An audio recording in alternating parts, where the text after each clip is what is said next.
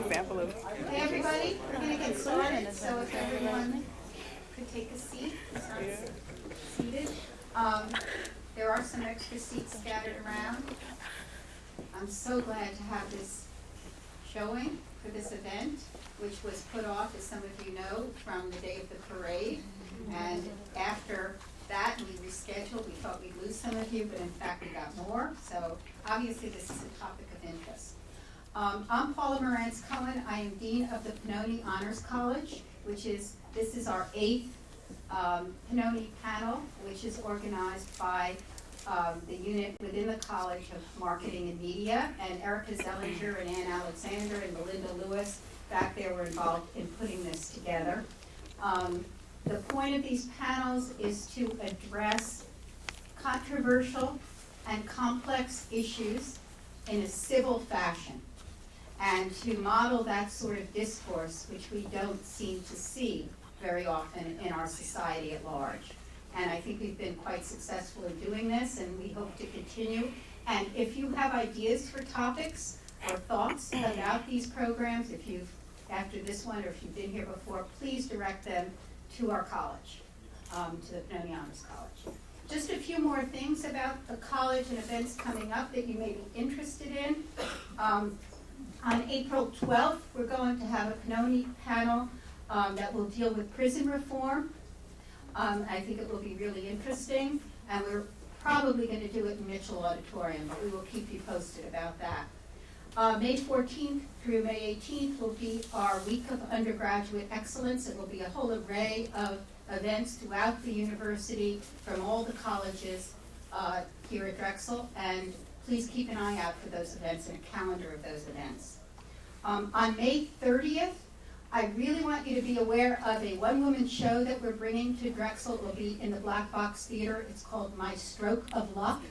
It's, as I said, a one-woman show by an African-American physician who suffered a stroke in her 50s, and what that did to her parenting and her life as a physician and as a woman.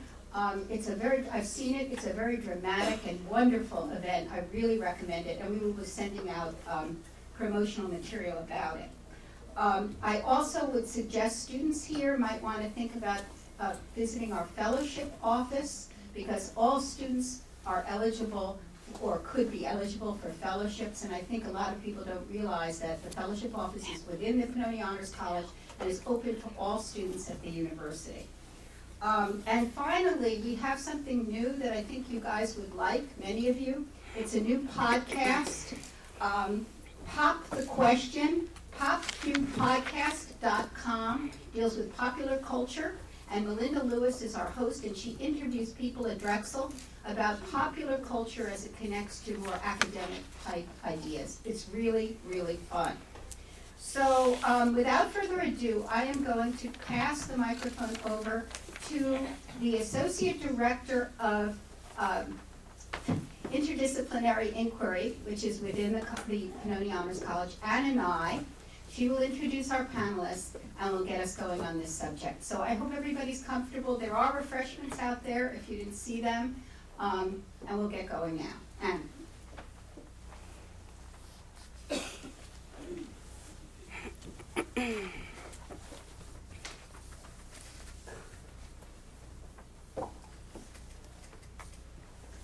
Good afternoon, everybody. Can everyone in the back hear me? Okay, perfect. Good afternoon, my name is Anna Castillo-Nye. I am the Assistant Director for the Center for Interdisciplinary Inquiry. So thank you so much for being here. Before we get started on the questions, I actually wanted to frame today's discussion by borrowing from a term from social psychology, and that is the concept known as moral licensing. So the London School of Business professor Daniel Efron's explanation of moral licensing is as such. So I quote, "Past good deeds can liberate individuals to engage in behaviors that are immoral, unethical, or otherwise problematic, behaviors that they would otherwise avoid for fear of feeling or appearing immoral." So in other words, when we do something good, we occasionally give ourselves permission to then do something bad. And that's from an interview that he did with Malcolm Gladwell, actually, in his podcast, Revisionist History. So in the ordinary moments of our daily lives, how might that manifest? That might manifest in, I'm gonna have a greasy burger, but I'm gonna have a Diet Coke with it at the same time, right? Or it might manifest as, I'm so tired, I know I have to separate recycling from the garbage, but this one time I'm just gonna leave it this time around, okay? But how does moral licensing look at the societal level? Within the context of equity and inclusion discourse, moral licensing, sometimes also known as moral rationalization, can lead to more serious negative societal consequences. Social justice and civil rights advocates often speak of the challenge of combating this perceived advent of a post-racial society, very often also called a colorblind society. How many of you in the room have ever heard a family member or a coworker say something along the lines of, racism, but we've already voted in an African-American president, how is that a thing, right? Or something maybe even closer to home, of course our office or our workplace or our college is inclusive. So it's right here in the mission statement, we're inclusive. Here we are, gathered in a very full room, facing a different kind of reality, right?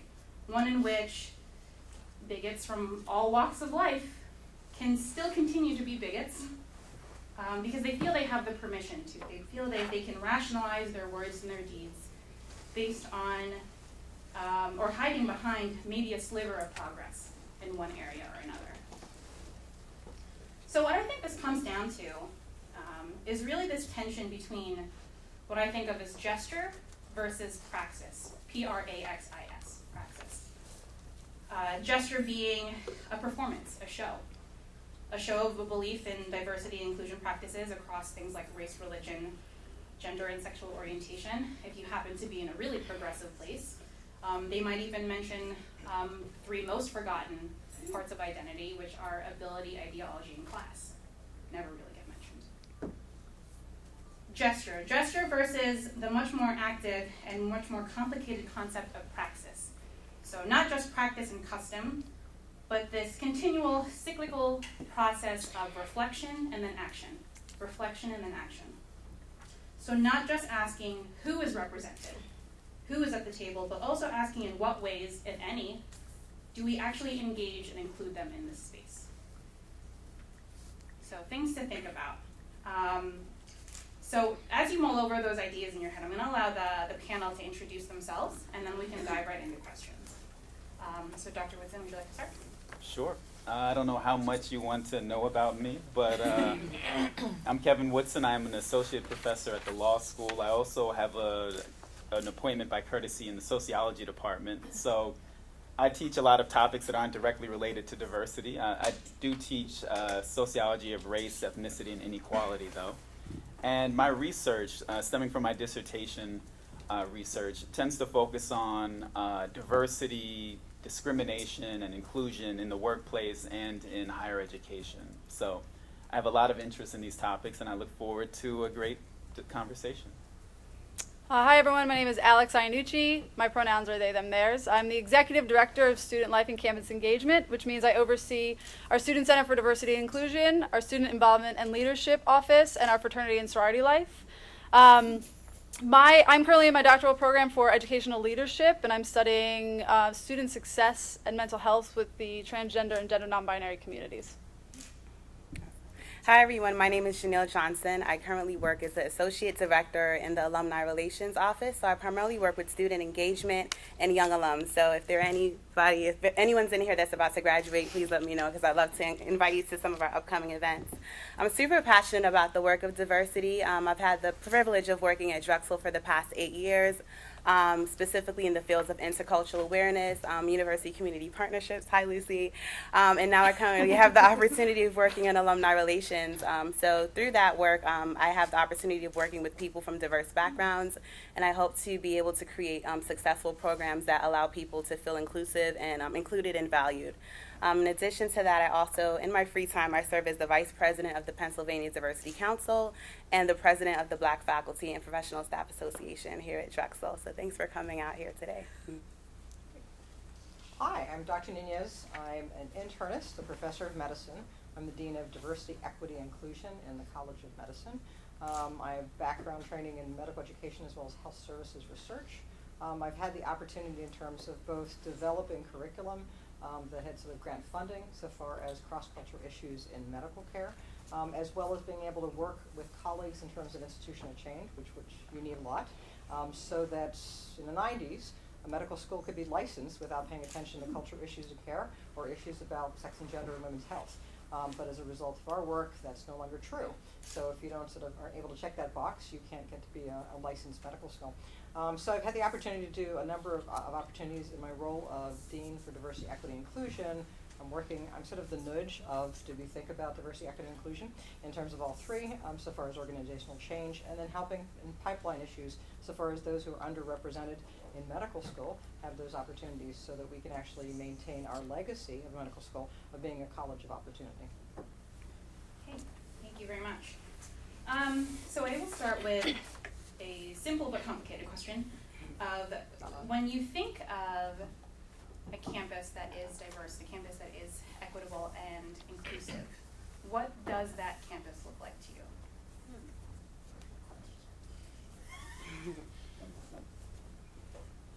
And anybody, in any order.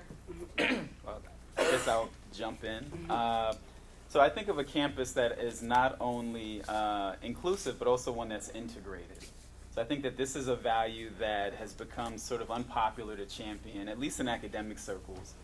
But I think that integration, and by that I mean the actual meaningful social interactions, interpersonal relationships between individuals of different backgrounds, I think is absolutely key to getting the most value and impact out of student body diversity. And so this is something that comes up in the researchers have found this time and time again. So you see all these studies that suggest that we need more than a diverse student body. We need actual interactions to kind of get these possible benefits of diversity that we all hear about.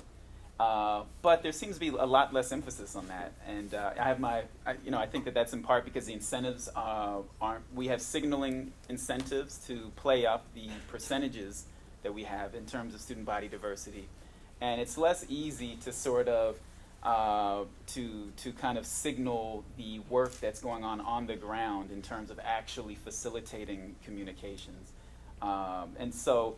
I think that, I'm not sure how you would measure that exactly, but I think that that's an important objective that I would like to kind of recenter in this discussion. So I'm sure that every single person in this room has heard the word tribalism, right? In the news a lot, talking about it. And I'm going to posit something, because when I was director for the Center of Excellence, we had 5 different spokes, but we actually did do the integration thing. And what we did is, you could be your own space and integrated. It wasn't either or. So we are not all in a blender, zzz, like Bassomatic. We are not all in a blender, but that we are separate, but we're integrated at the same time. So two, what seems like different things. And I think one of the challenges is there's issues of fear, safety, skills in terms of communication. I'm going to drop you by text, rather than doing it interpersonally, that make it be easier to hide in our own spaces with those who make us feel not uncomfortable. And so then that sort of puts up these artificial walls. So we have to figure out, how do we both say, how cool is it, who you are, where you're coming from, your perspective, and what do we have in common, and hold both of those things at the same time. And I think that going to that level of binary is hard for our brains, because we can say how we're different, or we can say how we're the same, but how do we do both? And then to your point, how do we have a discourse to kind of break that ice if this is the first time I'm sort of going out there and I'm walking on eggshells and I don't know how to do that? And so I think that you need sort of things that do integrate and celebrate at the same time, but also recognize this is tough. Because if I've never met anybody who's like you, how do I do that? How do we do this in terms of that? And I think that some of us would be like, well, isn't that a no-brainer? Can't people just do that? And I think the answer is no.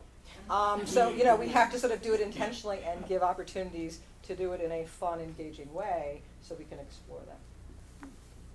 Yeah, go ahead. Sorry. I was just going to say valid points, and to piggyback off of some of your points, I think in order to create inclusive environments, we have to combat fear, so to speak, and that also entails like fear of what if this happens or what if that happens, like fear of the unknown, right? So I think becoming inclusive or trying to practice inclusion in your day-to-day like life, I think it requires fear of like combating the fear of being afraid to like look at yourself, and being afraid of like going into environments that do thrive in inclusivity, and trying to also advocate for people who may not look or act or live the same way that you do. So I think it's not as easy as it seems, but I think if you overcome fear, I think you're essentially in a good direction of trying to build an inclusive environment, specifically within the university.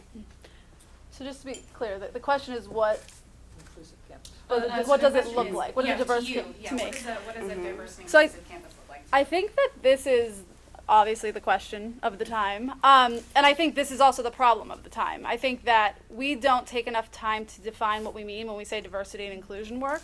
And I think that's part of the problem. I think there's not a depth of understanding of the difference between diversity and inclusion. I think from an administration level, diversity to us is numbers, it's money, it's bodies. Do we have a physical, visual representative space? So if we can take, like I can look out in this room and say, diverse, nailed it. But that, and I think that's oftentimes what we mean when we say a diverse campus. You know, is Drexel a diverse campus? Yes, based on the way we're typically defining it. Is it an inclusive campus? I would argue that, and I think many of us would. Are our policies united in an inclusive way? Have we thought about the pronouns that we're using in signatures? Do we think about the way our faculty and staff are interacting with students from different backgrounds? Are we ready for that? And I think for me, that's kind of the really the toughest question in the work, is how do we synthesize having diverse spaces, having diverse communities? But I think to what Dr. Nunez was saying, but how are we honoring and celebrating difference, but saying there's a place for you here? So I would say I'm not sure I've ever seen that happen. Yeah. So to follow up with that, in what ways do you feel like in your individual roles, how do you begin to have that conversation? Yeah, I mean, I'm just gonna keep going. I think for me, it's been important to make sure that my team specifically. So if I think in my lens, I was hired to be the director of the Student Center for Diversity and Inclusion. So I was brought in to really help define a mission for our minoritized identities, specifically our students. I've moved into a role where I oversee staff now, directors of other areas, and that's been really important for me to make sure that our staff can speak to these topics. It's not just me. I've noticed that that's been happening where I'll get called and say, can you come speak about this issue? And I'll be like, well, it's a fraternity issue, speak to Todd. Right? And Todd is capable, making sure the people around me are also capable of having conversations, because we are having those conversations, because we are committed to saying our leadership programs, our student organizations all need to feel like this very, and I hate this word normalized, but there's a place for everybody. Everybody's falling in this same kind of organizational management that is inclusive of all backgrounds and identities. And I think that's the problem. We get siloed. There's a lot of silos. Like if you're not the chief diversity officer, or if you're not carrying the title of diversity, you probably shouldn't touch it. It's scary, right? That's a scary thing. And so making sure we're arming our staffs and our teams to be able to move into spaces in a way that they're confident, and that if they don't know the answer, they're able to come back and say, can we process this? There's enough of an environment where we can talk about how to make things better. I'd sort of submit that if we don't have equity in the diversity inclusion, we don't get there. Okay, because there's this great cartoon, you can Google it, and it's these three boys trying to look at a baseball game over a fence, right? Some people have seen this, right? So one boy is like 6 foot tall, he's standing on a box. The other boy is about 4 foot tall, he's standing on a box, and this other little kid is like maybe 2 foot tall. All right, so he's standing on a box. And the first boy can see the game, the other two, the second one sort of, and the third one absolutely not. Right? And that's equal, right? It's fair. Everybody gets the same thing, with the belief that everyone's the same, but everybody isn't the same. And if our goal is to see the game, well then 2 of the kids are pretty much out of luck, right? And so if we make it equitable, well the 6 foot boy doesn't need a box, he's good. And the 4 foot boy needs a box, and the littlest boy probably needs 2 boxes, so everybody can see the game. Because if we think about what's the end game, what's the common goal, what's the outcome that we aspire, in terms of excellence in education, opportunities, promotion, things like that, then we need to give how many boxes people need to get to that end game, which is not the same because we aren't the same. Our skills aren't the same. Our challenges aren't the same. That's why we make great teams, because we put us all together to sort of do that. But I think that the equity in you know, sort of who's the people here? Are we going to sort of do this in an equitable, looking at what the end game is, and is their voice in terms of inclusion are the three pieces. And to your point of like, how do you operationalize this? A colleague of mine at UCSF, Catherine Lucy, who's fabulous, came and she talked about professionalism. And she said in terms of in our culture, and I said, this is really inclusion to me. She said, we need more oops and ouches. Okay? Because if we do inclusion of, I must say everything perfectly, then that means I'm going to live my life walking on eggshells. Because, you know, foot, mouth, thank you, that's the human experience, right? So if I'm going to be perfect, then I'm not going to be able to say anything because I'm hamstrung, because I can't say anything. So we have to actually let each other be human, which means sometimes we screw up. And the only way that we can do it is accept that we are human and we will screw up, but that sometimes we'll sort of help each other. So if I say something to you and you kind of give me a funny look, I'll say, oops, what happened? That's not, like, how it landed wasn't how I meant it, because you sort of gave me a look, right? Or if I say something and I'm totally oblivious and you go, ouch, then I'm like, ouch, why ouch? Like, what happened, right? And we help each other that we're allowed to be human. We're allowed to do the best we can, to not know, to goof. Now, you know, perpetual goofers, yeah, it's a problem. But we're allowed in terms of this that we do the best that we can to be able to sort of bridge the gap. And I think that everybody's so sort of freaked out about, I don't want to say the wrong thing. You know, I'll say that word, I'll be, you know, labeled as such, and so I'll just not say anything, or I'll just run, which perpetuates the fear. So I think that the oops and ouches, to sort of have us actually have some conversation that allows everybody to sort of participate and engage and have voice, is at least a useful start.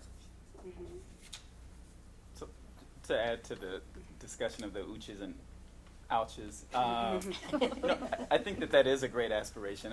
So I come across a slightly a related concern in some of my teaching. So we cover a lot of classes involving race, racial profiling, police misconduct, and affirmative action and segregation in some of my classes. And so we have any number of areas where somebody might make a statement that's insensitive or that can be perceived as insensitive. And so it's hard to draw the line between what's something that's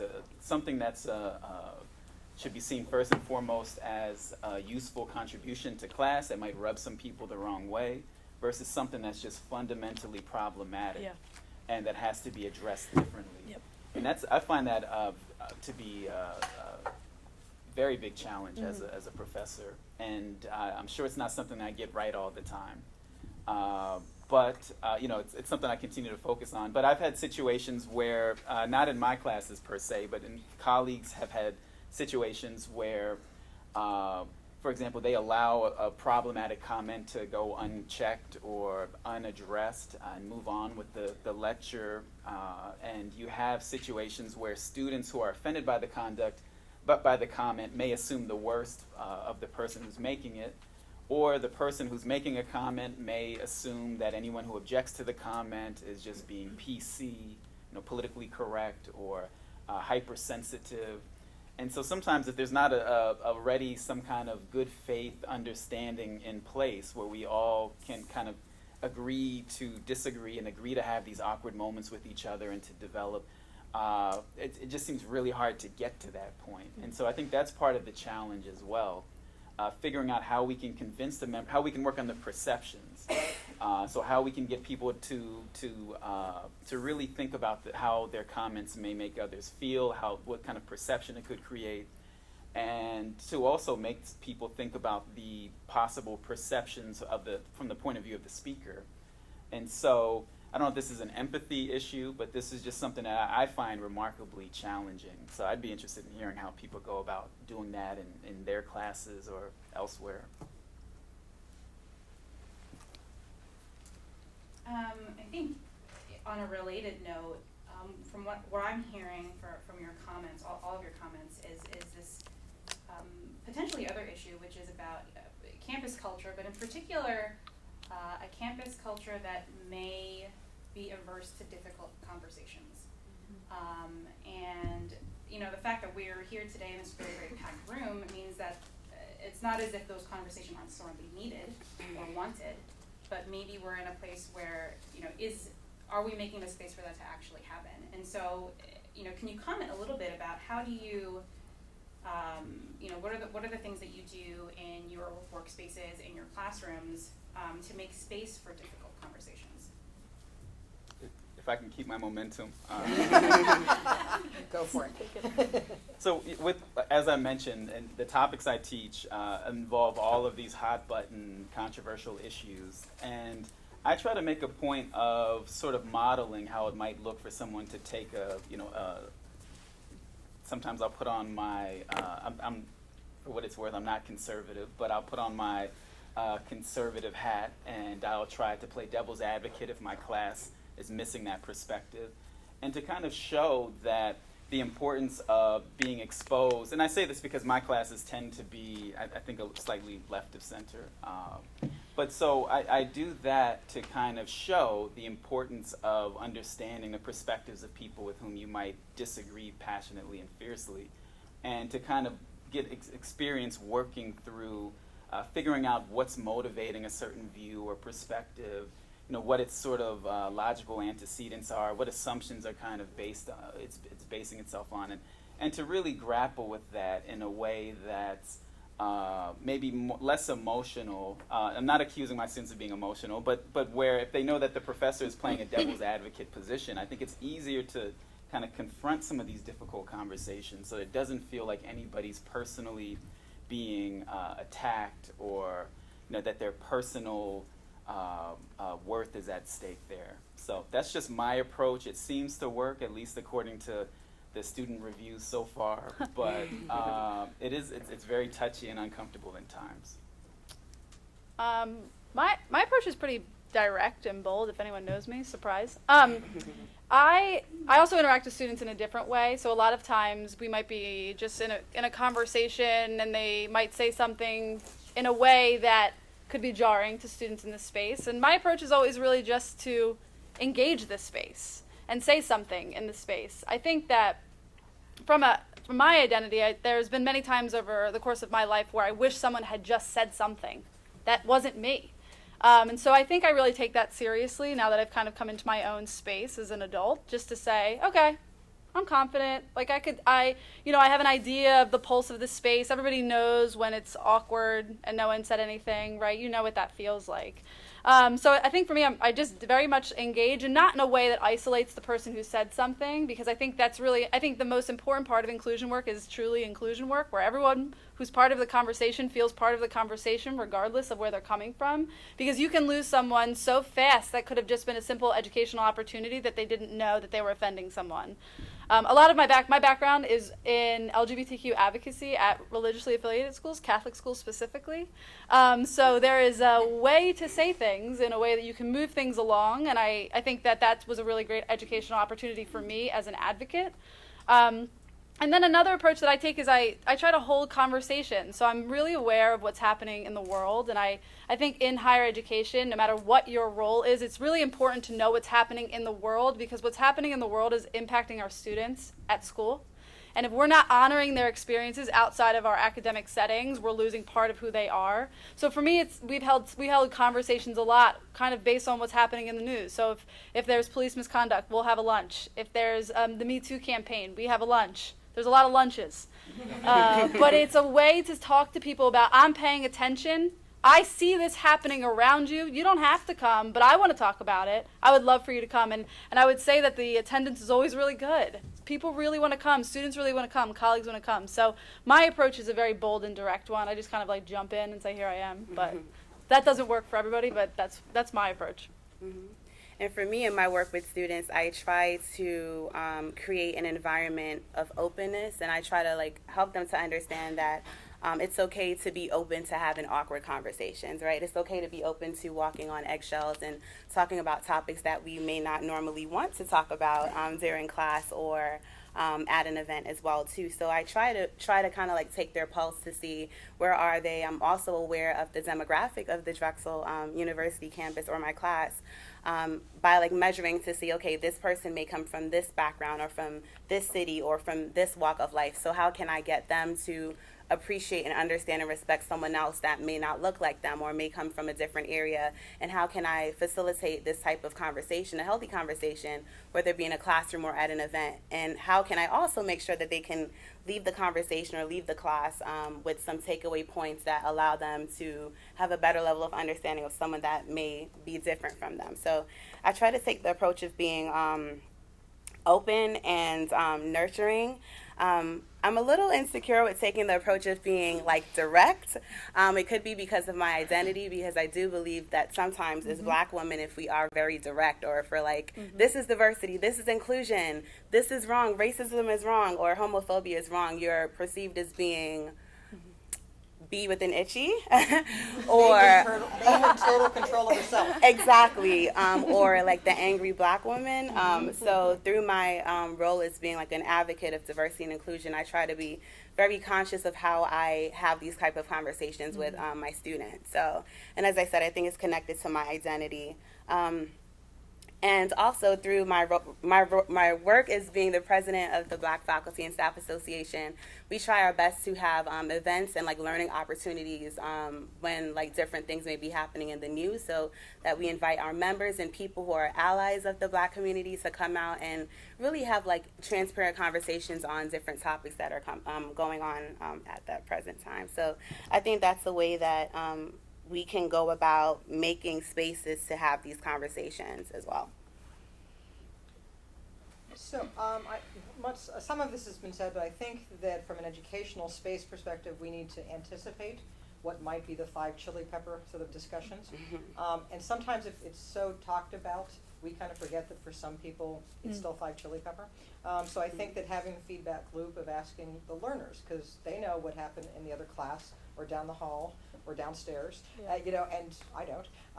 But they can kind of keep you in the loop in terms of what's happening, so that you can sort of engage in terms of a dialogue that's already happening that you might not even know about. So anticipating with feedback from them in terms of what might be some of these elements. I also think that you have to remember that oftentimes when there is sort of disruptive comments, like, you know, the misplaced comment, to be kind, in the room, that's kind of fear or issues of safety dressed up as anger or derision or being a goofball or whatever. And then rather than just say, how can you be such a goofball? I'm going to respond for you being a goofball. It's really like this person sort of is really uncomfortable. And how do you address it? But not necessarily, you know, with what would nice to be illegal an assault rifle. But you know, how do you not sort of mow the person down in terms of saying, this is, you know, timeout. Here's the ground rules of how we're playing. We agreed about these ground rules. We're not going to, you know, do it there. And then I think the other piece is just arming people so that they're anticipating it for themselves. So literally yesterday, I had a student, and she said, you know, Dr. Nunez, I'm worried because somebody told me that they had a resident, and the resident made a transphobic comment. And I thought, wow, when I'm on the floors, how do I handle that? Now, if you've never seen a medicine show, sorry, but everybody else, it's sort of hierarchical, right? There's the attending, and then there's residents, and then there's medical students. And if you're a weenie butt medical student and you take on somebody up the food chain, it's usually not pretty. So you have to, the hierarchy lives, whether we like it or not, and that's one of those things. And so she says, well, how would you handle that? And so we had sort of a whole discussion about a little oops and ouches, but sort of like, you know, you could sort of say, wow, that wasn't something I knew in terms of transgender health that they taught us in medical school. Can you give me an article about that? Right? So it can be a little bit of a humor. It can be later on sort of saying, what you said made me really uncomfortable. You know, and so we have to sort of, we can anticipate where stuff may happen, and we have to sort of arm sort of learners to be kind of prepared so that they're not expected to be ex-temp in terms of dealing with it, so that they can sort of handle it as well.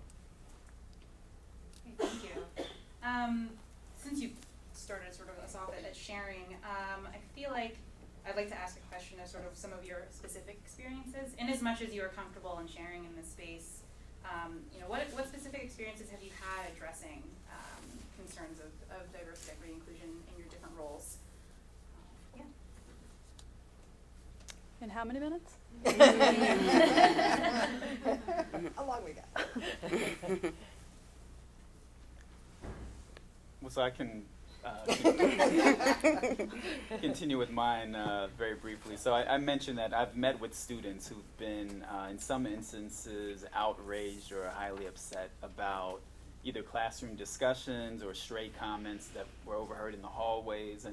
And in most, if not all of these instances, these struck me as comments that were not malicious, were actually, to be frank, in some instances underwhelming. So I'd hear the build up and then hear the actual comment. And immediately it sort of, it makes me wonder whether or not there's some kind of miscommunication that could be addressed if people could kind of be convinced to sit down and take the opposing view seriously, which is a big if, obviously.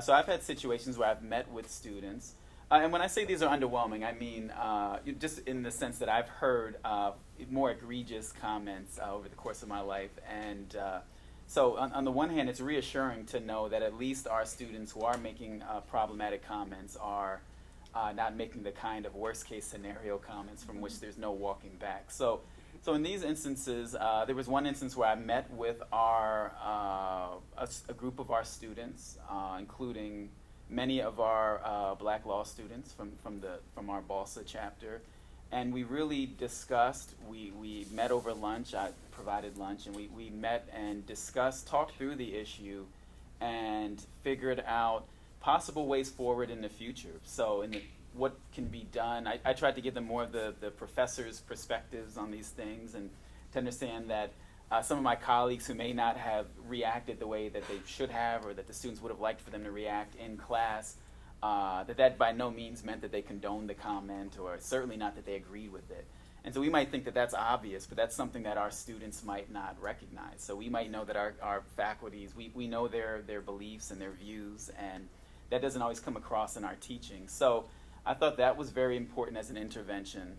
And I also interacted with at least one of the students who was sort of the source of one of these comments, and was able to try to convey to him, and I didn't out anybody in this sense, in that there was already a public disturbance over this. This was not something that was concealed.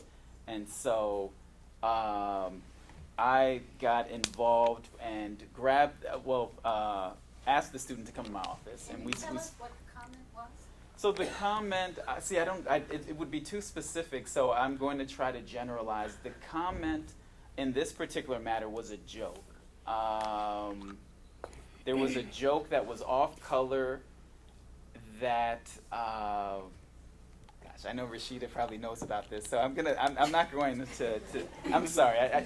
It was not a joke that, it was a joke that alluded to affirmative action, but it was not, the student making the joke was not someone who actually seemed to be opposed to affirmative action. It was sort of one of those kind of, the kind of hipster ironic kind of humor where it's supposed to be funny because it's so clearly not something that the person believes, if that makes sense. Sorry to give you this vague, trying to preserve confidentiality. And so it was one of those things where I don't think that it was taken as this student actually being opposed to the presence of Black students in the classroom, but this student from a position of privilege thought that this was something, a joke that could be made, and that everybody would the Black students and everyone else would kind of sit back and say, oh, this is funny. Of course, he's not one of those racists, so, it's ha-ha, it's funny. And that certainly was not the case. So students this guy didn't have the kind of good faith with the other students that he kind of took for granted, so it did not go over that way at all. And it was led to, and there were other discussions relating to these types of topics with some of the same students involved. And eventually it had to be made clear that these comments, which you might think of as just part of your intellectual curiosity or your sense of humor, actually can have consequences in alienating students and making them question whether they are actually being respected and treated as full members of the classroom and of the law school community. And so I think an important step was using that as a learning experience to kind of show people that these words, whatever your motives don't matter in some instances, because it's reasonably foreseeable that somebody else is going to be negatively impacted in a very serious way. And so that, I'm not sure how much my intervention amounted to at all, but that was something that I was able to kind of contribute on both ends of this. So I'm sure there are people here who have far more experience with this who can tell me everything that I did wrong. I just want to jump in because I think, and it does sound like a tangent, I'm sorry, but I think it's important to sort of talk about sort of how do we address this, because when you ask the question, I'm thinking, how long do we have? Personally, professionally, both. You know, like, can we talk? Okay. But I think that whenever we have situations like this, I kind of channel a dear friend of mine and a colleague and a fabulous person here at Drexel, Sandy Bloom. And Sandy Bloom has done a lot of work in terms of trauma. And the reason I mention this is because she talks about the trauma triangle. And on it is basically, you can be a victim, you could be a rescuer, you could be a perpetrator, okay? And once you get on the triangle, you have to run around and play every role.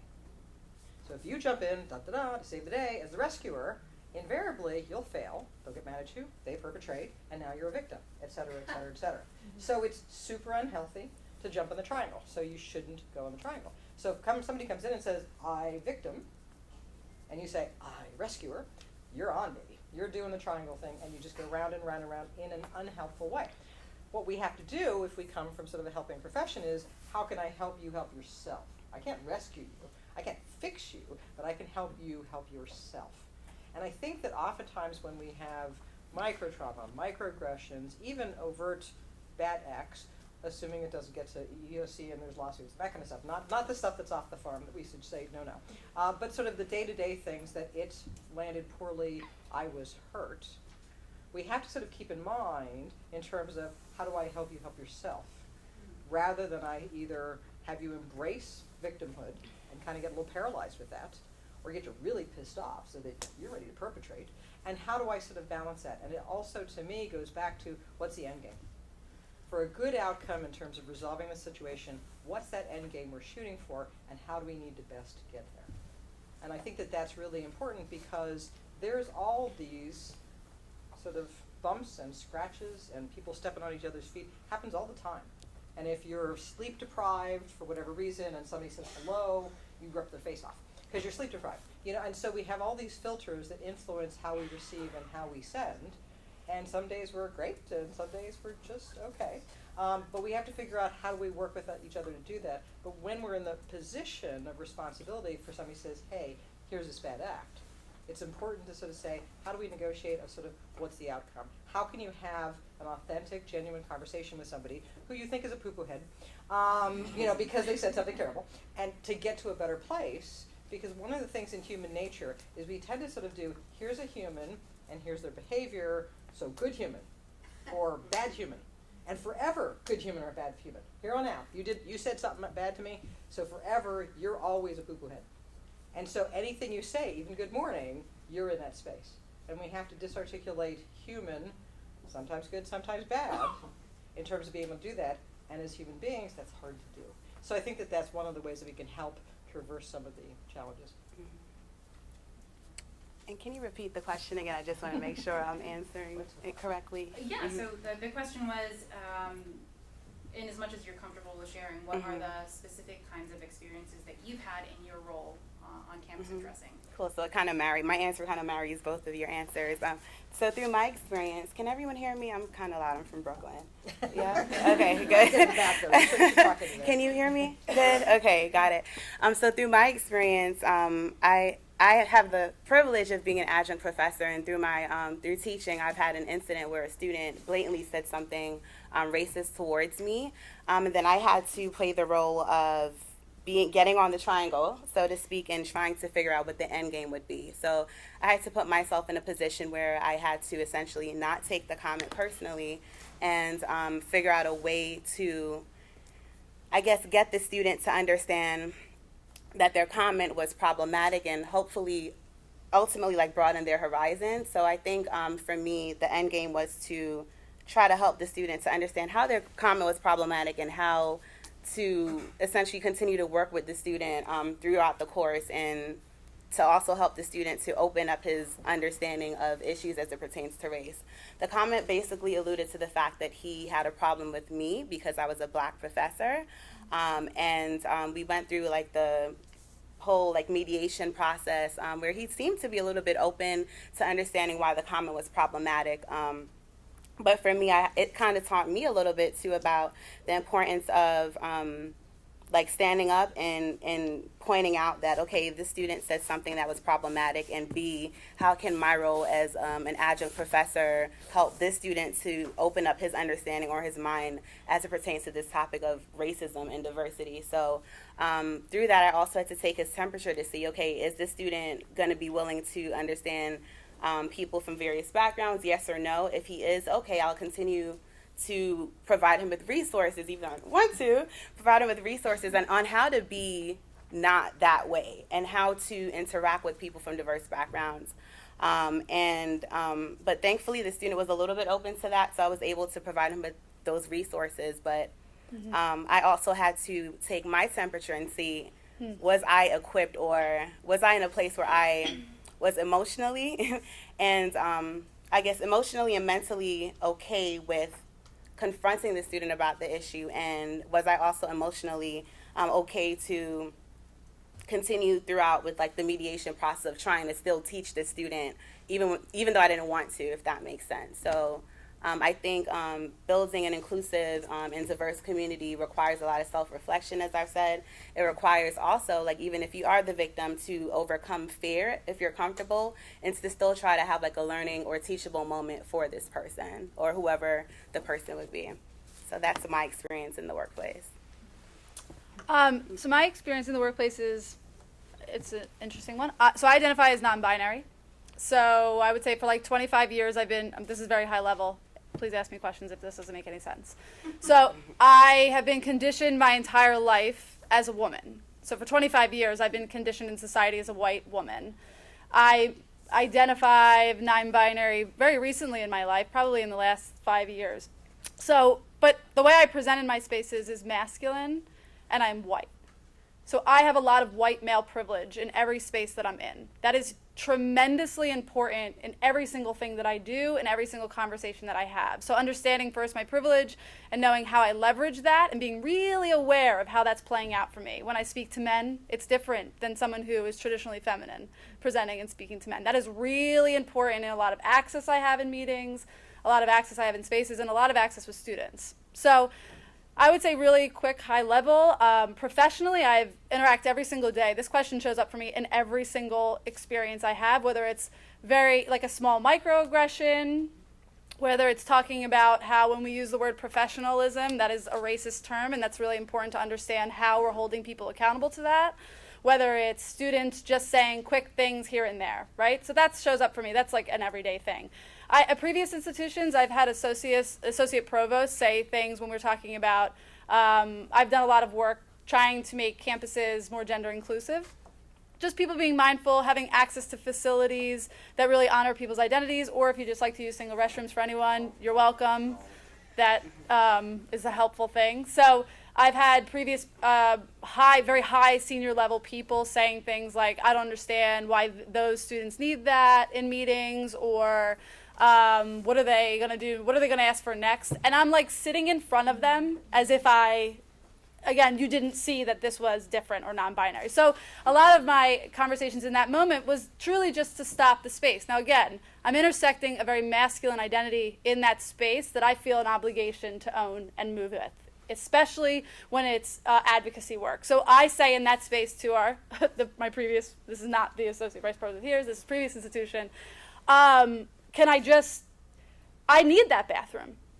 I need that bathroom. And I think what's been really interesting in my work is that I've had to be careful. So the triangle is very interesting, and I'm not sure I've always had the opportunity to not be on the triangle. You know, I have to find a spot where I can talk about issues that impact me personally, because I'm very fundamentally believe that if you can make this better, this one-on-one, you can get people bought into really difficult conversations. So in the meeting, and it takes a lot of vulnerability and it takes a lot of invasiveness. And in that meeting, and I don't even think I thought about it, I think I just said, Miss or Dr. Blank, I need that bathroom. And I kind of like laughed. And he looked at me and he said, I am so sorry. And we were in a big meeting. There were a lot of people in this meeting. He was like, I didn't even consider it. I was like, I know you didn't consider it. But just so you know, there's a lot of me. there are a lot of us out there. There's also people out there that just don't like, I mean, sometimes the bathrooms smell really bad, right? Like, like, let's just, like, normalize that across the board a little bit. And I think in that moment there was a lot of, like, honesty and just, like, authenticity. It was my gut reaction just to be like, but wait, what about me? And that was a nice reaction. He had followed up afterwards and really was like, I'm sorry. Like, I just am so sorry. And I was like, you should be. But it's okay.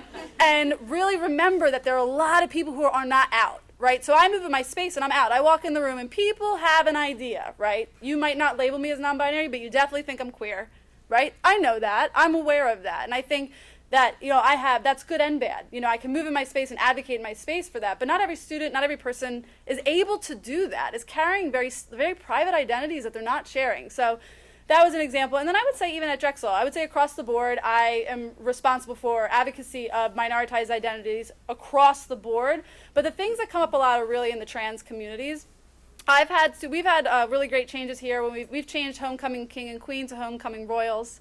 That's a really cool thing. There was some interesting conversations with students who were unsure of what we were doing and why we were doing that and really wanted to have like some pushback on that. And just have had some amazing colleagues that said, would you be open to have a conversation with the student? Absolutely. Student comes in, we talk about it. We continually have these really ongoing conversations to like understand what's happening. We also I work really closely with our residence life staff, and we had a student who was on social media saying really offensive things about the trans community, like she doesn't know what they're doing, and it's a mental illness.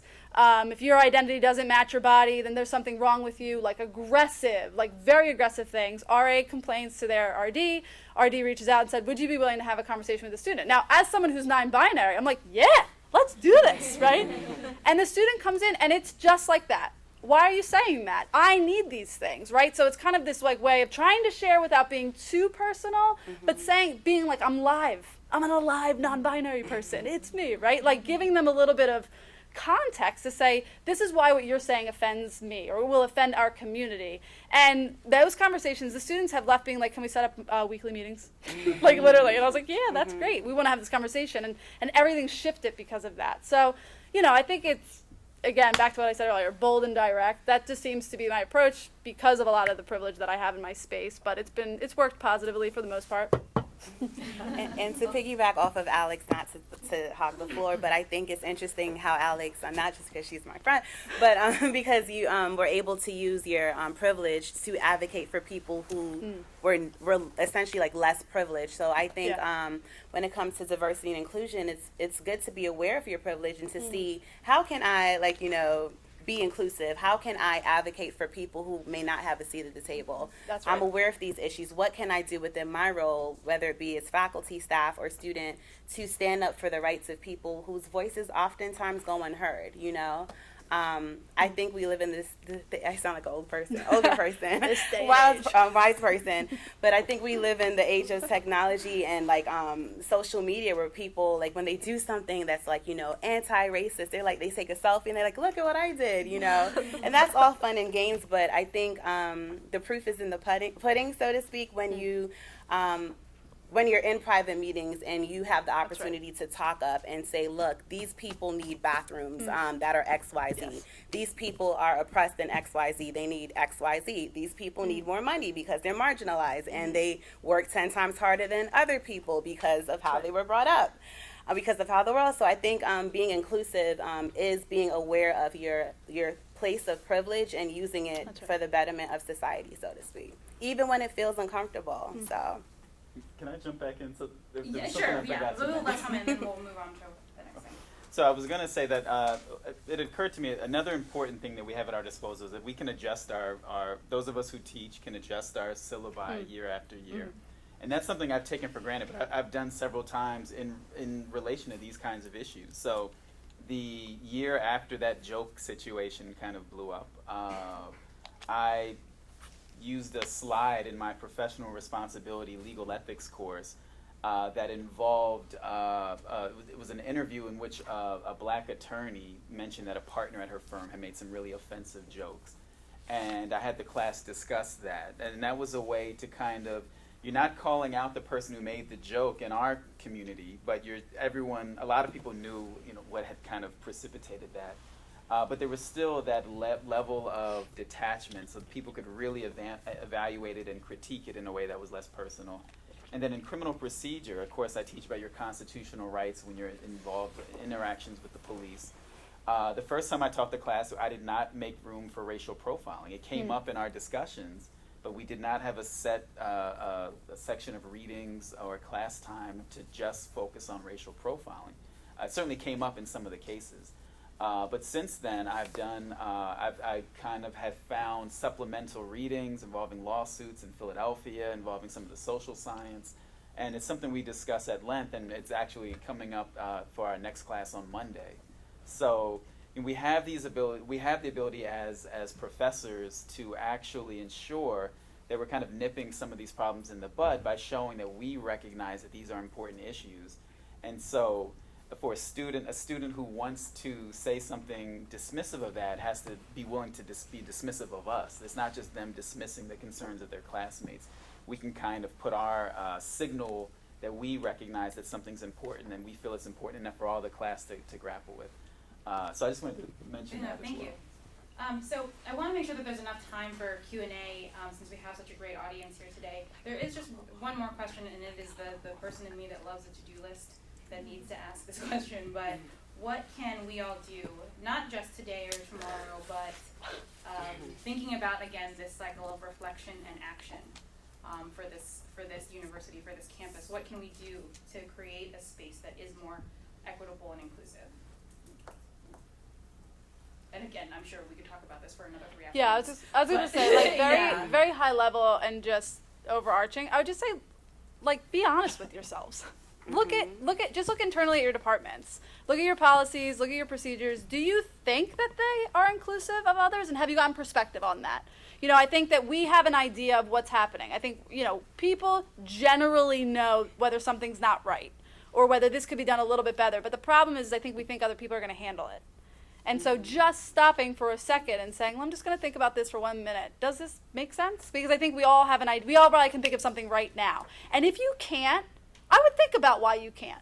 That's what my top to-do list. If you cannot identify an area of need or a gap, you're not thinking hard enough. You're not looking hard enough. It's very bold. I mean, minoritized identities are minoritized identities for a reason, right? We're all here for a reason, so look a little harder. And I would say just think, you know, just kind of look in for a second, and if there are things that you're like, I feel like we need to talk about this, call me if you're not sure how to do that. I'll give you my card. But I would definitely say look at your systems, and if you're not sure if there is something, keep thinking, because there's quite a few things. Yeah, and to piggyback again off of Alex, I think as it pertains to diversity and inclusion, and I've said this before, it's important to be self-reflective, to like stare at yourself in the mirror and say, how can I be better today? But essentially, look at yourself and say, you know, how can I be more inclusive? How can I take the time to learn about the transatlantic slave trade or learn about the women's rights movements and things of that nature? I think because we live in the age of technology, I don't think there's really any excuse for ignorance, so to speak. So I think it definitely takes being introspective, looking at ways to see how you can grow as an individual. And look at ways to see how you can go above and beyond to make someone else that's different from you feel included. I also wrote in my notes that inclusion can be measured, in my opinion, based off of how you're treating someone. And I believe that people should treat other people like human beings that are respected, valued, heard, and seen. I think the golden rule, I think my grandma taught me this. Yeah, the golden rule is that you should treat each other the way that you would want to be treated. So not to make it seem so simple, but I think with practicing diversity and inclusion, we should try to aim to treat other people the way that we would want to be treated, and see people the way that we would want to be seen, value people the way that we would want to be valued, and respect people the way that we would want to be respected, even if it makes us feel uncomfortable at times. Yeah, I think those are all my points for right now. Yeah. Thank you. So I think that in the land of do, there's actually a literature that says if you have one person who is different than everybody else around the room, and they're at a meeting, they don't get hurt. In the gender space, there's this cartoon, right? And the cartoon is John will you repeat what Sally said so we can hear it? Literally. You know, and the statistics say that there needs to be 30% of a group, whatever that group is, for there to be voice. Unfortunately, in terms of most of our spaces, we don't have that many people that might fit within that. And so what we need to do is find out who are our advocates, who will be part of that 30%, so that we have voice, or when we raise the comment, that they'll support our comment so it gets heard. And so I think that we need to sort of think about it that way. We need to think about when we have student groups working on tasks, being mindful of how are we putting people together so that we can facilitate some of those discussions and use that discussion, even if it kind of had bumps and wrinkles and didn't go so well, you know, as was sort of given as an example of Dr. Wilson, you know, what do you do for the next round in the curriculum in terms of using that as fodder in terms of moving forward? We've talked a lot about overt stuff, and I don't want us to sort of leave without talking about the covert stuff, right? So in another institution, a chair said to me, oh my gosh, I think that I'm like this great guy, but I realized that I had this opportunity for this really plum national advisory. And I immediately said, oh, well, Joe should have it. And yet Sally came up to me and she said, thanks a lot. And he goes, what? And she goes, you know that the whole body of my work is related to what's on this advisory? And he goes, I didn't even think of you. I didn't see you, I didn't think of you. And so I think that we also have to be mindful, not in terms of just the acts that are obvious, but the ones that are sort of more invisible, of being overlooked, opportunities not presented, not thought of in terms of being in front of the line, because I think that's another piece. And I think we need to demystify sort of bias, right? Bias actually comes because if I'm going to pet this feline, in terms of survival, I have to make sure it's a kitty, not a lion, right? Because if I pet the lion, I'm toast. I won't be here tomorrow, right? So what's safe, what's not safe, is really sort of where bias comes from. So if you have a pulse and you're breathing right now, you have bias. It's part of the human experience. The question is, how do we shine the light? Right? And how do we shine the light? And I would augment the golden rule to do unto others as you would have them have it done to them, right? Because I am not you. You know, I might want to give Dr. Guevara here a fabulous thing of chocolates, because I went and she did a fabulous thing for me, and so I'm going to give her fabulous chocolates, but maybe she is deathly allergic to chocolates, but maybe I love chocolates, right? So I give this good thing. She's not, she trusts me, right? But I give this and I'm waiting for the, wow, this is great, and she goes, oh my God, but are you trying to kill me, right? So we have to know each other in terms of how do we give to them what they want, in terms of being able to do that. So I think that there's dues from the little to large, from the individual to sort of systemic, and from the seen as well as maybe the not so much seen. Okay. So I'd like to open it up to questions, and if I could get folks in back to help with the microphone, unless you're very loud. So feel free to be very loud. Yes. I'm pretty loud. Okay, great. So one thing I think that's really important that was talked about was like creating the space. Like as a student, I feel like there's some responsibility on us too to like help create the space. And one suggestion I have for students and even just adults too is getting leadership positions within organizations and having events like this. Like for example, Society of Women Engineers has a panel like this, like twice a year. And so if you are in a position of power at school, like you can make these things happen. You don't even really have to. You can just make it happen. And my question is, like, how do you go about putting these panels together? Like when you ask somebody to be a panelist on a diversity panel, you're automatically calling out like their differences, and it's like, oh, well, what are some like tragic things that have happened to you? Are you comfortable with that? So we want to like get all these experts together and create this conversation, but it's hard to find leaders for that conversation. So do you have any recommendations? Let's all stare at Alex. Yes. So one, we can help you put on any event you want. So Maurice Kottman is your contact for SWE specifically. So we'll help you put on any event. Don't worry about that. But as far as like, I think asking people to be on diversity panels, one, I would say, I know I'm diverse.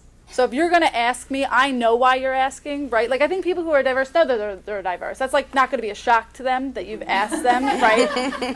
And I think number two, it's always about how you say it. I think, like, if you're saying, listen, we are this, we are the women's organization in engineering, and diversity is important to us, and we think that you have something to offer. We would love to have your perspective on our panel. You're going to get a yes. I'm pretty positive. If it goes bad, call me. I'll facilitate the chaos. But I really just think it's, highlighting people, celebrating them. You're doing that to celebrate the difference and to say we want to give perspective. We want to give space for your voice. Like, those are really great things. I would feel like when I got asked to do this, I was like, yes, I feel excited. I feel like I get a platform to tell you about my experiences. And so I think that the same sentiment will be there for sure. And then if you wanted to be a little indirect like me, you can say, this is why we like balance each other out. You can say something like, I would like to invite you to be a part of this panel to like, celebrate you, but would you be interested, or can you point me in the direction of someone, that's great. or do you know someone who may be interested as well? But no, I didn't feel offended at all when I was invited to be on this panel. I'm excited to be here. So, and I doubt that they would feel offended as well too. And it's so, as Alex said, core Alex. Yeah. I just want to throw out, though, that don't limit your space, right? So let me give you an example. In the medical school, we wanted to talk about diversity during orientation week for the new students, okay?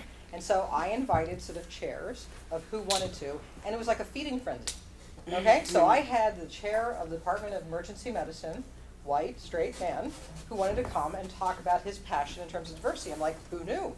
Okay, and it's just like, cool, okay. He was upset because he bumped the chair of OBGYN, another white, straight man who wanted to talk about sort of diversity and sort of the impact of healthcare. Sort of white, straight, administrative leader who cares deeply about issues in terms of LGBT health. So you can't tell by looking who might be a diversity ally. And I think the other piece is we need as many people in the pool as possible. So I think when you say, we want a panel of diversity allies, would you want to come and talk about this? I think you end up having sort of an interesting opportunity in terms of people are there, rather than sort of, I will do sort of the rainbow inky, okay, like, do I have one in every sort of category? Thank you, good, I can run my event. Don't minimize it, because I think there's lots of, people live with other people, have families of other people, have experiences of other people, and so you don't know in terms of where they're coming from so far as sort of a passion about diversity. And, as Janelle said, if not you, then who? And if they're not feeling it, then they can sort of connect you with somebody who doesn't. But I think broaden your umbrella, because, the challenges in terms of for women and #MeToo can't be solved by women. The challenges in terms of people of color can't be solved by people of color, right? It's sort of everything that we need to do, and we need to get everybody sort of in the space in terms of coming up with solutions. And to expand that even more, I would say don't limit your space to formal events either. It's important to note, the everyday ways in which you can contribute to diversity and inclusion, or in which you can turn a blind eye to it. So obviously, that's easier said than done, but to the extent that you can have conversations and get to know people in less formal settings, I think that can be tremendously valuable. I think that if anything, there are problems with thinking about diversity as just something that we discuss in formal settings, where we go to diversity events and we hear from speakers who probably care about it more than we do, and so we have students who can kind of compartmentalize diversity as something that exists outside of their kind of regular lives, and I think that there's a real danger to that. Agree. And just quick things that I can add to that, if you remember sort of from my intro, is to think about some of those identities that we don't get to talk about a lot, right? Like I said earlier, ability, ideology, class, and one that I forgot about that I'm kind of ashamed of forgetting about is also nationality, right? And to think about those things, number one, and number two, identities are complex, right? Surprise, they're really complicated, and so think about the ways that they intersect also, right? We're unique, complicated people that are made up of different kinds of life experiences, so don't limit yourself to what you think the label is in that way as well. Other questions? Oh, yes, sorry. I'm like missing the forest for the trees, yeah. Okay, hello everyone. So I'm a member of the Drexel faculty, and so I've been on, or staff, not faculty, I'm sorry. So I've been on staff for about 5 years, and I work out of one of the hospitals here. And so my question is more around, like, I guess the 2.0 side of diversity as it relates to staff and employee interactions. In my experience, what I've seen, like, I think diversity feels like, I don't know, kind of like, I was born in the 80s, so it feels kind of 90s, 2000-ish, where we were like talking all about diversity and getting everybody in the room, and it was all about numbers. And I think that, like, we're in a time, given where we are, that the conversation really needs to move towards inclusion. And now that we're all in the room and now that we're all in the space, how are we going to interact with each other?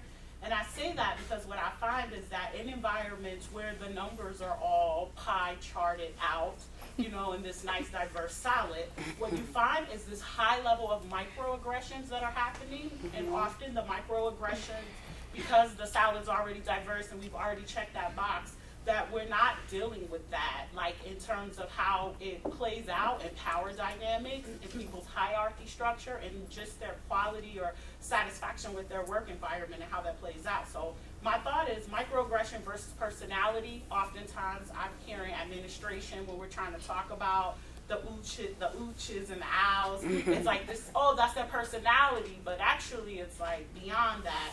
And also my thought about managing like cultural or managing and cultivating an inclusion stems from, we're also like a learning institution, so we always have interns, we have residents in our environment, and my thought is that they're receiving a miseducation in terms of how to be in these diverse workspaces because we're not dealing with the microaggressions. So any thoughts or ideas about the 2.0 when you're on staff and you're in an environment, a learning institution, and you're faced with some of these challenges, where do you go? So some of the stuff that's happening, and I'm going to talk from College of Medicine space because that's where I can sort of best talk from. Some of the things in the 2.0 is that sort of the principle is if you're roasty, toasty, and fried, you're not going to be able to be as expansive to somebody else, right? So your self-care and wellness is going to predict whether or not there could be an inclusive environment, right? And so I joke with the students of, if I catch you the day before the exam and I call you, you're like, what? And if it's a couple weeks after the exam, you're like, hello, how are you? You know, I mean, so the wellness piece is kind of that missing link of how are we attending to each other? So there's this really cool researcher, his name's Tate Schoenfeld, and he's done this work about burnout, okay? And here's the good news. All right, so he defines this term called flow. Flow means this is an activity that you're totally engaged with, that you think you've done for 5 minutes, and you look up and you've been doing it for 2 hours, like, because you're so into it. I mean, it's like, think about fun things that you do that's flow. Maybe it's discovery, maybe it's playing the piano, like whatever your flow is, okay? But in our work, we need to do about 15% of stuff that really we have passion for, we care about, and we're fine. That means 85% we can just do drudgery, and we're still okay. We won't burn out. But it really has to be 15% that you have the passion. That's why being in the right job, that's why being in the right major, like, is super important, because some of it's in the flow, some of it's work. We call it work, not play. You know, so you have to do the work thing. But if the balance, if you can find that flow, if you don't find that flow, and that 15% goes to 10 and to 5, then we become burnt out. And if we become burnt out, we are not only not good for our family members and our friends, but we're not good as sort of a member of the community. So the 2.0 is, how do we look at an inclusive community, both for which everybody has voice, that they're doing productive work, that they're identified with, and we're paying attention to wellness and self-care in a meaningful way. Because if people really, I mean, there's everybody's heard the term absenteeism, right? You don't show up, right? Have you ever heard of the term presenteeism? Right? Presenteeism, body here, lights off. You're not really there, okay? And presenteeism's worse because you think, oh, look at all these people, but everybody's like checked out, right? So it's important for us to be able to be present, which means we have to do the self-care. So I think that piece is not just all the different colored jelly beans, thank you, but do we have voice? Do we have the safe space? And do we have intentional wellness that we're measuring on a regular basis of, how, like kind of how is the patient? How you doing? And, in Philadelphia, we have, like, how you doing? Right? That's like a Philadelphia phrase, how you doing? Right? But most of the time when people say, how you doing, they're not really asking you a question. They don't expect you, well, actually, and then you look at them like, I didn't expect you to answer. I'm right here, right? But we really have to do, how you doing, and really ask that question. And how are we doing, kind of thing. Because that's where the 2.0 comes in. Because it's not just sort of the lip service and sort of saying, we're all there and here's the banner. But we are really sort of operationalizing it. And I would just go a step further. I definitely agree with the self-care component, but I would shift my perspective of the 2.0. I think when I first started at Drexel, the Student Center for Diversity and Inclusion was my office. It's a good center. And so my first task was getting students here. Come to me. Like, are you here? Like, I was sending emails trying to get students to drop into my office. So I got them. To me, that's level 1. Are they here? Did they come in the door? Level 2 is getting people to stay. And I think for me, I think the organizational components are level 2. It's the education, the organizational components, and the policy and the procedure, right? So are our practices modeling what we're saying we're doing? Mm-hmm. So for me, it was really important to start, we didn't have a center on campus. We started that this year. We have a Student Center for Diversity and Inclusion that has 5 resource spaces for our Latinx community, our Black community, our students in recover, our LGBTQ community, and our women's community. That's a new thing, but that was as a result of getting them in the door, because I want them to stay. The 2.0 to me is how are you, okay, you got people in, but this has to be ongoing. This can't be I'm going to a diversity training, I'm going to a lecture. This is every day, all day. So, I'm not in your space, but I would say for us too, it's been really getting involved in our hiring practices. Mm-hmm. We have to change what our hiring practices look like. Mm-hmm. How are we doing that? Making sure we're hiring more diverse staff. We're doing those things. We've revamped a lot of our policies, our procedures, our practices, our business practices. So I think it's marrying, you get people in, you say you care about this. Your budget's your moral compass. You say you care about this, show me you care about this, and making sure that they're aligned, and aligned with your own stability and not burnout and all those things. But again, I think we talk a lot, diversity is important to me. What does that mean? What are we, I think that I just had this conversation with someone at lunch today saying, we know we have to change our policies. We know we have to change our hiring practices, but when it comes down to it, are we still hiring the same types of people? Are we still managing? Are we still communicating? Are we still business as normal? That's, to me, that's the next level. Mm-hmm. That's the commitment. Yeah.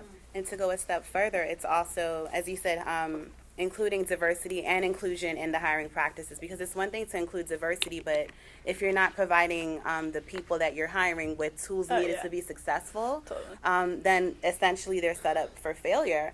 So I think it's important. Diversity 2.0 looks like someone or an institution that hires people from diverse backgrounds, an institution that recruits students from diverse backgrounds and actually retains them as well too. I had the privilege of being a Drexel alum. I graduated 2010 and 2013, and Drexel back then looks completely different from Drexel right now. Completely different, and I think it's important to make sure that we include recruiting students from various backgrounds in our recruitment process, and also make sure that we provide them with tools needed to be successful, to stay, to graduate on time, to not graduate with a whole bunch of loans and things of that nature. And I think it also entails us going a step further and making sure that the students are okay, that we're taking their pulse, that they're practicing self-help and self-care and all of that other good stuff. So I think that's super important. And to me, that's what 2.0 would look, and also ensuring that the staff is also cross-culturally competent. Yes. So I think with the example that you mentioned, I think perhaps the department or the area that you work in would be completely different if they practice cross-cultural competency on a regular basis. And as Alex said, it's beyond going to a training or it's beyond going to a workshop or listening to a podcast, but really figuring out how can we come up with policies and practices that make people feel included and would want to stay. So in a perfect world, that's what Diversity 2.0 would look like at this institution. I do think it has to be mission-based, though, right? Because, again, why are you here? We're not here for diversity. We're not here for inclusion. We're here for excellence in education, excellence in medical care, excellence in scholarship. That's the to-do. Getting to excellence is through diversity, equity, inclusion, but it's really sort of about that mission and getting it right and not leaving success on the table. And I think that sort of refocusing on that is really important. And a more narrow answer to your question is that I think organizations have to make it matter. So from the top down, they have to measure it, they have to monitor. These are things that can be done and that aren't always done. So to the extent that you have a toxic work environment where people feel devalued or disrespected, there has to be a way in which the employer, whether that's the university or someone else, is at least putting itself in position to get access to that information. And then thinking about ways to incentivize change or to kind of move people to act differently. Easier said than done, but the measurement, at least, and the monitoring might not be. I think maybe we have time for one more in the back there, sir.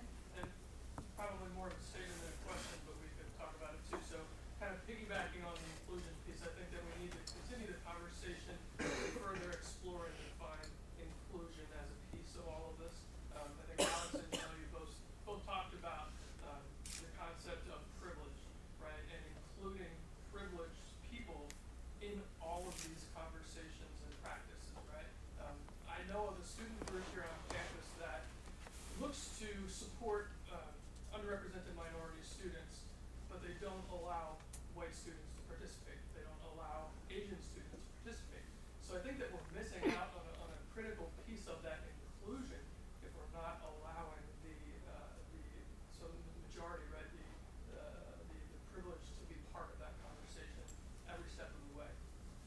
And to piggyback on that, I think that as staff members and as faculty members, I think that something that I do is I just share as much of myself as possible with our students to a degree that makes sense, because I think part of inclusion is also connection points. So when you share, one tidbit here, one tidbit there that connects with one more student, it gives them that opportunity to say, oh, well, I'm like that. That's how I identify. So I think the more that we can do that to the degree that you're comfortable as leaders of the university, I think that also helps with this conversation as well. So, just Please.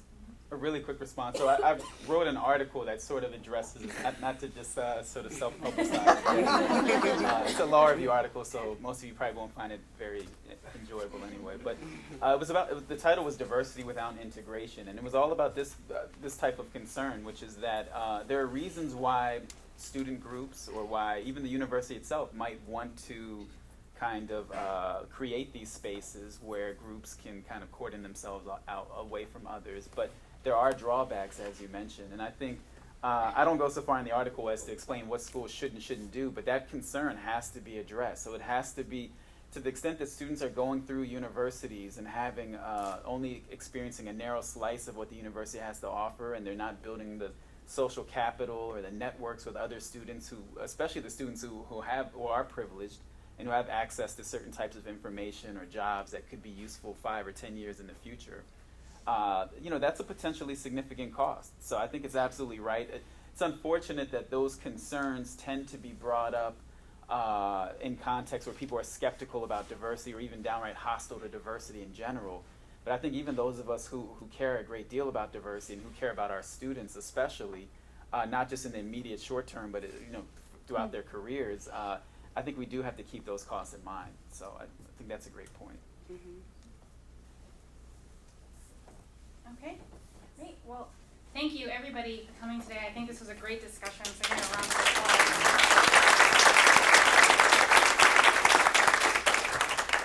And come back for the next one. Thank you. Thank you. So eloquent. Thank you. Thanks for the invitation, and thanks for even having this. Oh, great. I wish we could go on. Yeah, we could go on forever. Don't tug us. We actually could. But thank you so much. This was such a great event.